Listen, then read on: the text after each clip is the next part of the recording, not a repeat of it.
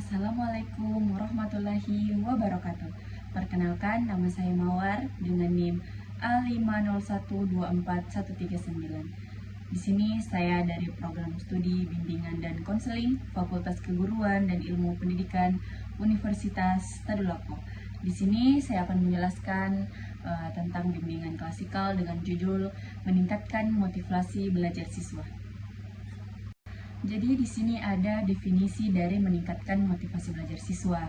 Meningkatkan motivasi belajar siswa merupakan salah satu tujuan penting dalam proses pendidikan. Nah, karena motivasi menjadi pendorong utama yang memengaruhi semangat, ketekunan, dan juga keberhasilan siswa dalam belajar. Siswa yang memiliki motivasi belajar tinggi cenderung lebih aktif mengikuti pembelajaran, berusaha menyelesaikan tugas dengan baik, serta mampu mengatasi berbagai kesulitan belajar. Selanjutnya ada mengapa motivasi belajar itu penting. Nah, di sini motivasi belajar menjadi faktor utama yang menentukan semangat seseorang dalam belajar. Nah, siswa yang memiliki motivasi belajar yang lebih tekun, aktif mengikuti pembelajaran dan tidak mudah menyerah ketika menghadapi kesulitan dalam mengikuti proses pembelajaran. Nah, selanjutnya di sini ada motivasi belajar. Di sini ada dua. Yang pertama itu ada motivasi intrinsik dan juga motivasi ekstrinsik. Yang dimana motivasi intrinsik ini adalah dorongan yang berasal dari dalam diri seseorang untuk melakukan sesuatu yang memang mereka sukai, merasa tertarik, atau ingin berkembang dari motivasi tersebut. Contohnya, seseorang belajar karena ingin menambah pengetahuan dan merasa senang saat memahami materi tersebut. Selanjutnya itu ada motivasi ekstrinsik. Nah, motivasi ini adalah dorongan yang berasal dari luar diri seseorang, seperti hadiah, pujian, nilai, atau hukuman. Contohnya, seseorang yang belajar agar mendapatkan nilai bagus, hadiah dari orang tua, atau menghindari hukuman dari gurunya. Nah, di sini ada faktor yang membangun motivasi belajar siswa. Yang pertama ada memiliki tujuan belajar yang jelas.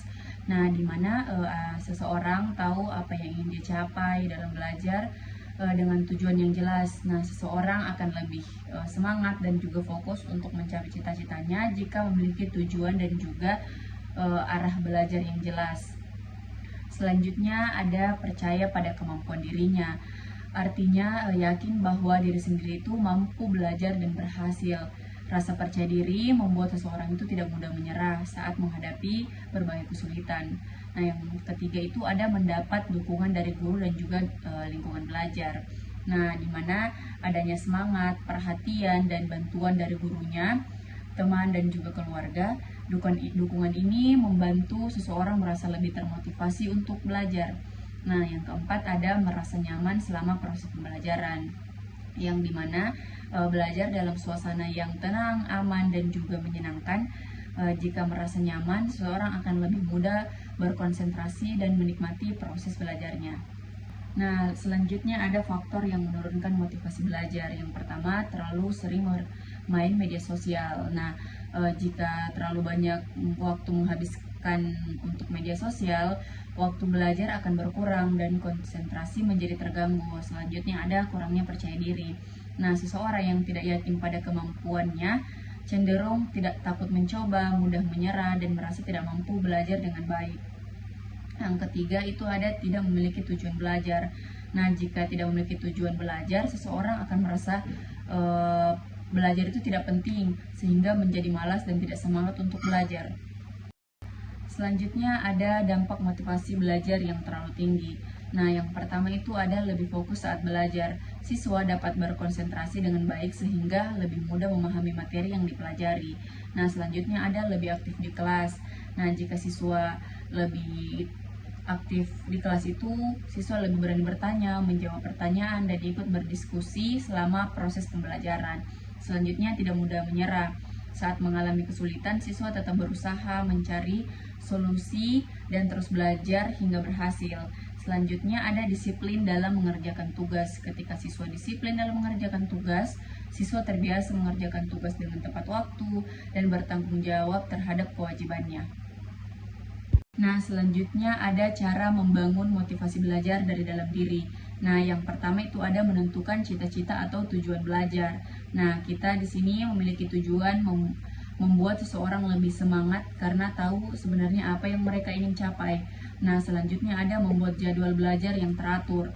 Jadwal belajar yang teratur ini membantu bagaimana kita bisa mengatur waktu sehingga belajar menjadi lebih terarah dan juga kita tidak dapat menunda pekerjaan. Nah, selanjutnya ada mengurangi penggunaan media sosial saat belajar. Nah, di sini kita mengurangi bermain media sosial supaya kita menjadi fokus dan menghindari gangguan saat belajar. Nah, selanjutnya ada menghargai setiap kemajuan yang telah dicapai. Di sini kita mengapresiasi setiap perkembangan, sekecil apapun itu dapat meningkatkan semangat untuk terus belajar ke depannya. Nah, yang terakhir ada berani mencoba dan tidak takut gagal. Nah, di sini jangan takut gagal melakukan kesalahan karena kegagalan adalah bagian dari proses belajar dan dapat menjadi pengalaman untuk menjadi lebih baik.